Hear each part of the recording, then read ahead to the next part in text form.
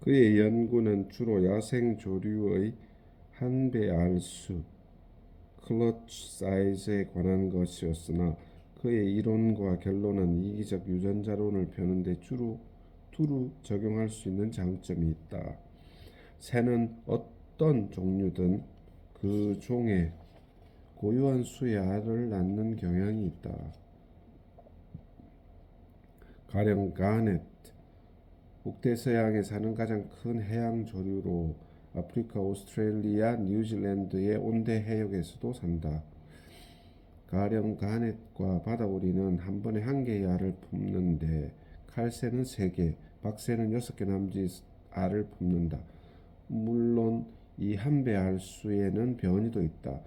한 번에 알을 2개밖에 낳지 않는 칼새도 있고 12개의 알을 낳는 박새도 있다. 한 마리의 암컷이 산란하여 품는 알의 수는 다른 특성들과 마찬가지로 부분적이나마 유전적 지배를 받고 있다고 생각해도 이상할 것이 없다. 말하자면 알을 2개 낳게 하는 유전자나 3개, 4개를 낳게 하는 대립 유전자가 각각 존재할지도 모른다는 것이다.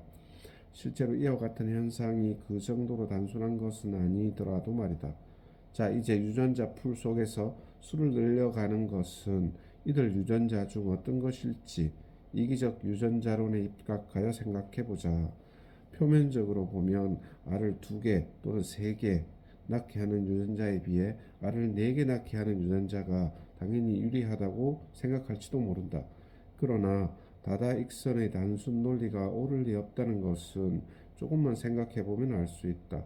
만약 그 논리가 옳다면 4개의 알을 낳기보다는 5개가 더 좋고 또한 10개, 100개가 더 좋고 나아가서 무한히 산란하는 것이 최상일 것이다. 즉 논리적으로 따져서 이는 말도 안 되는 이야기다.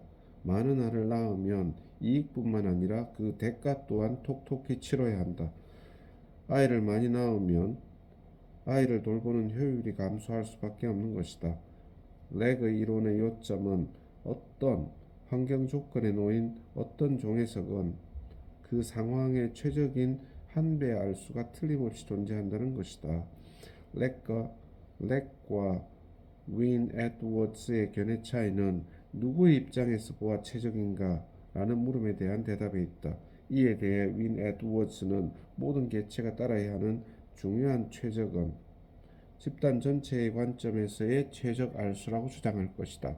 한편 렉은 각각의 이기적 개체는 어미가 키울 수 있는 새끼의 수를 최대로 할 수 있는 한 배 알수를 선택한다고 대답할 것이다.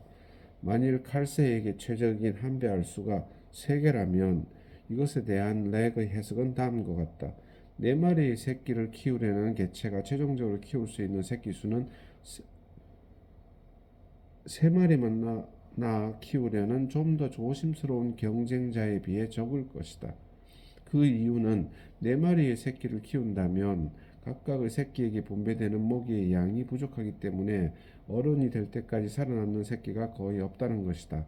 이것은 애초에 4개의 알에 분배되는 난황의 양, 그리고 부화 후 새끼에게 주어지는 먹이의 양, 둘 모두에 해당한다. 그러므로 렉에 따르면 개체가 한 배의 알수를 조절하는 이유는 전혀 이타적인 것이 아니다. 그들이 산화 제한을 행하는 것은 집단이 이용할 자원의 고갈을 막기 위해서가 아니다. 자기가 낳은 새끼들 중 살아남는 새끼 수를 최대화하기 위해 산화 제한을 실행하는 것이다.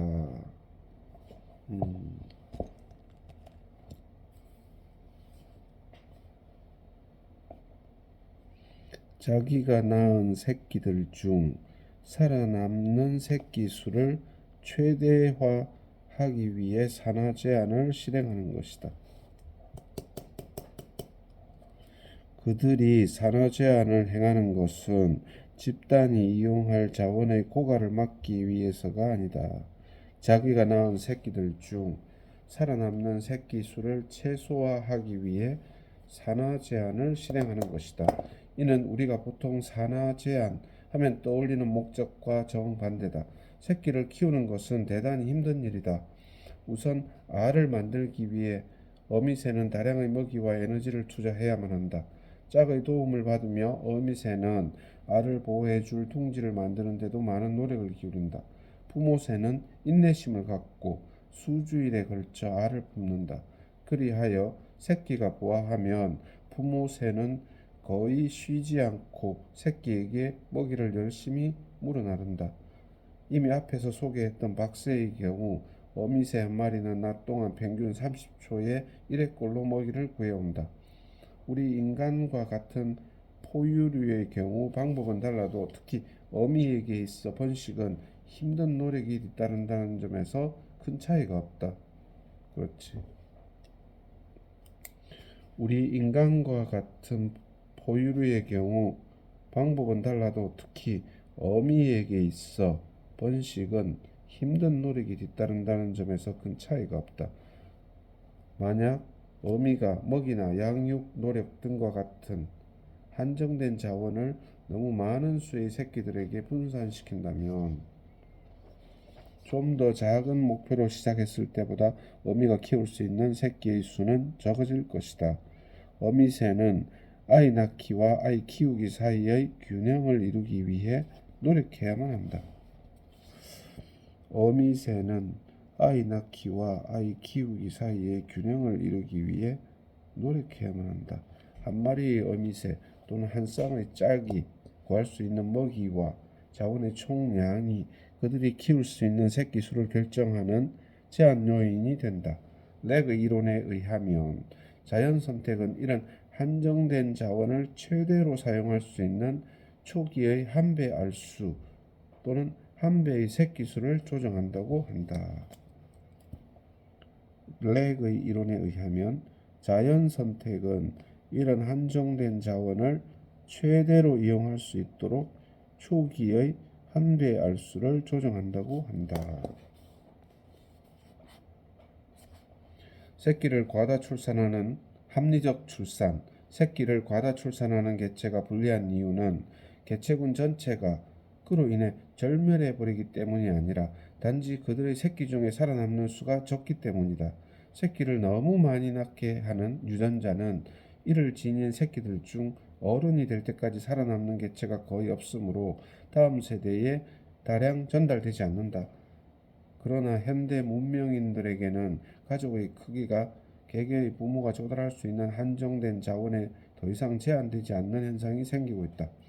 어떤 부부가 자기들의 양육 가능한 수 이상의 아이를 낳으면 국가, 즉 그 개체군 중 해당 부부를 제외한 다른 개체들이 개입하여 그 잉여분의 아이들이 건강하게 살아가도록 한다.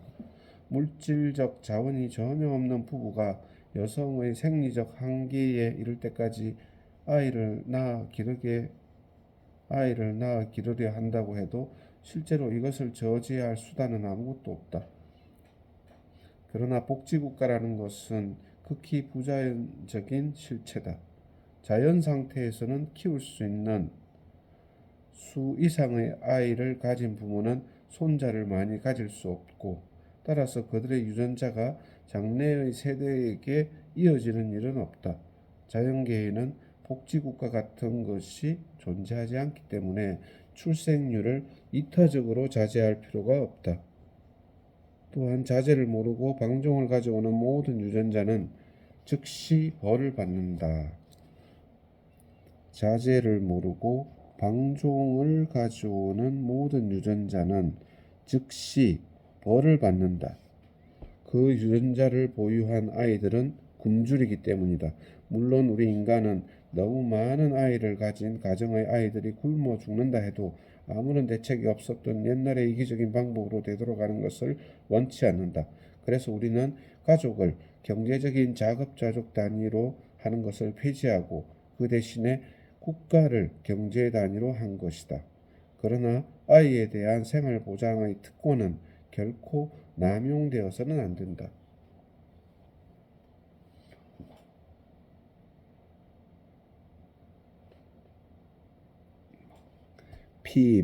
피임은 종종 부자연스럽다고 비난받는다. 그렇다. 극히 부자연스러운 일이다. 문제는 복지국가도 마찬가지라는 점이다. 우리의 대부분은 복지국가를 매우 바람직한 것으로 믿고 있다. 그러나 부자연스러운 복지국가를 유지하기 위해서는 부자연스러운 산하 제한을 실행해야만 한다.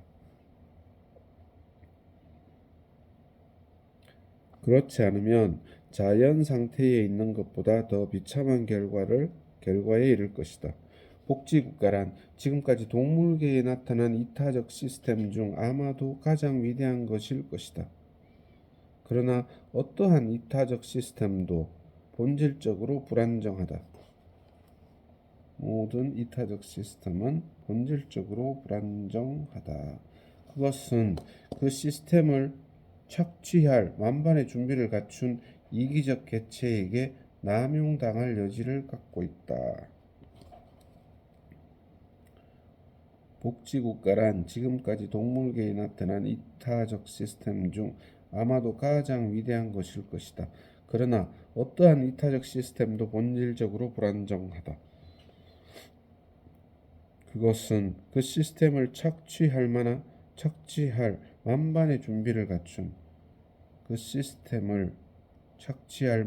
준비를 갖춘 이기적 개체에게 남용당할 여지를 갖고 있기 때문이다. 자기가 키울 수 있는 것 이상의 아이를 낳은 사람들은 대개의 경우 무지 때문에 그렇게 된 것이므로 그들이 의식적으로 악용을 꾀한다고 보긴 어렵다. 다만 나는 다수의 아이를 낳도록 의도적으로 선동하는 지도자나 강력한 조직에 대해서는 그 혐의를 풀 수 없다고 생각한다.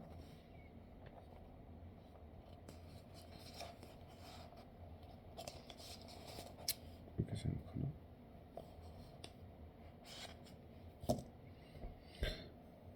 끝.